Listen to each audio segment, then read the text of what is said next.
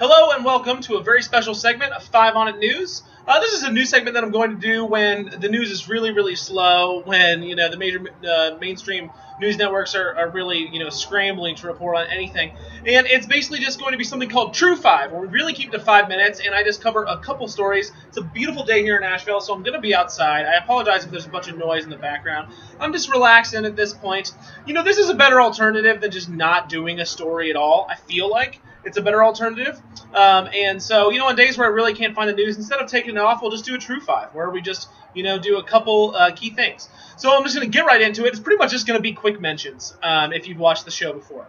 So first thing I want to talk about is that the Senate has failed to override the Keystone XL pipeline veto. So President Obama vetoed the Keystone XL pipeline. The way that Congress works is that there needs to be a 2/3 majority in order to rebuff a veto, and the Republican Party really tried to gather support for it, but it did not happen. Another victory for environmentalists that have been watching this closely. Next thing I want to talk about is the Boston Marathon bombing. The primary suspect for it, I think his name is Tsarnaev. I've never heard his name pronounced. I'm not exactly sure. Well, he's on trial and he's pretty much pleading guilty. I think it's interesting. Basically the defense is saying that he didn't really know what he did was wrong. The prosecution saying that he was very clearly, or that the defense is also saying that he was really controlled by his brother. The prosecution is saying no, he definitely, really was very steeped in this Islamic extremist mentality. Next thing that I would like to talk about is the fact that we talked about yesterday. Netanyahu came and spoke to the U.S. Congress. And basically said we should not do this nuclear deal with Iran. Well, we're pretty much ignoring this. So the day after this happened, there are talks in Switzerland going on in between the U.S. and Iran. And so it seems that we're ignoring it. We're just pushing right through. I think this is to be expected.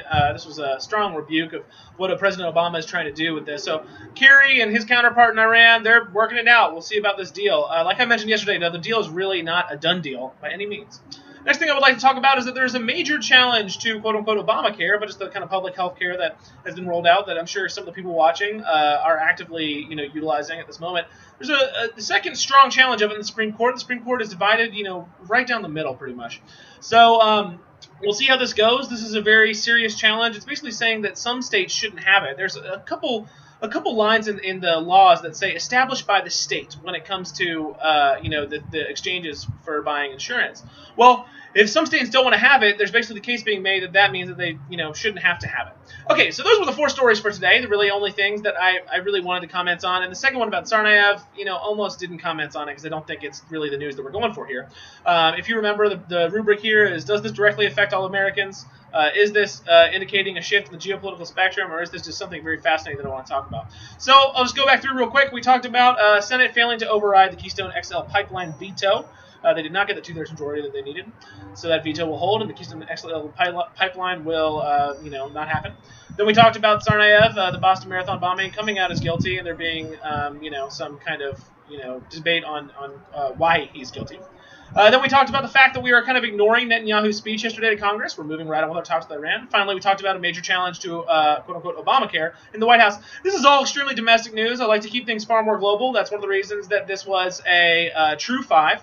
And it looks like I've got another minute and 20 seconds left in order to talk about something. So I guess I'll talk about one other little story that I didn't quite talk about because it's not really what's going on. Just some multiple kind of conflicts going on. There are some major new fighting has popped up in Aleppo. Rebels have attacked Aleppo, trying to take it back from the regime. Basically, this has kind of been, the hotbed of activity, one of the strongest areas of conflict in Syria throughout this thing. There's also been further gains by the campaign to take back Tikrit by the Iraqi forces that do have some Iranian backing, so we're not getting involved with that. That's kind of my, conflict watch. There's not a whole lot going on with Boko Haram in Nigeria. I do think that some of the kind of, preemptive new coalition of African countries coming together to strike at Boko Haram seems to have been effective. And those are the last little things that I'm going to end up with, just a little conflict watch. This is going to be, like I said, something that I do when there's not a whole lot of news. So I hope you enjoyed this segment of True 5, just a little way to get the news in when there's, not much going on. And I hope that you have a fantastic day.